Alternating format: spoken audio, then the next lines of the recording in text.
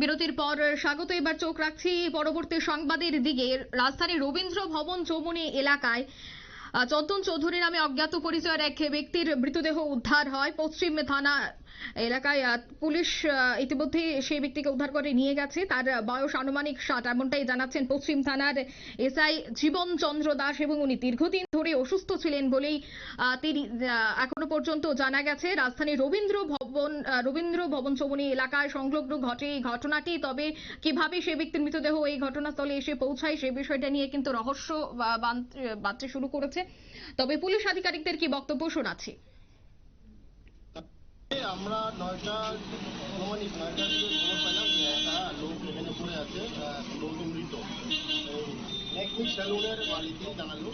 তো উনি বললেন যে ওর লোকটা এখানে প্রায় ঘুমাতো, মন্দিরের সামনে ভিক্ষা বাণিজ্য করতো, থাকতো, এইভাবে চলতো, প্রায় সময় এই ঘুমাতো।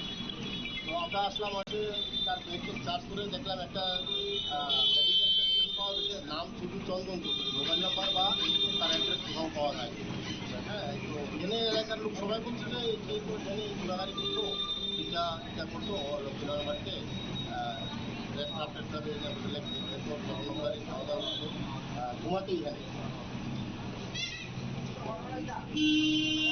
আমরা মেডিকেল টেস্টে দেখে বোঝা গেছে যে ওটা দীর্ঘদিন অসুস্থ।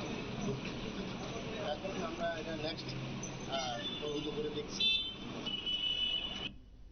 আপনারা শুনলেন পুলিশ আধিকারিকের বক্তব্য। কিভাবে সেই ব্যক্তির মৃতদেহ ঘটনাস্থলে এসে পৌঁছায় সেই বিষয়টা এখনো স্পষ্ট নয়। তবে ময়নাতদন্তের পরেই সবটা বিষয় স্পষ্ট হবে।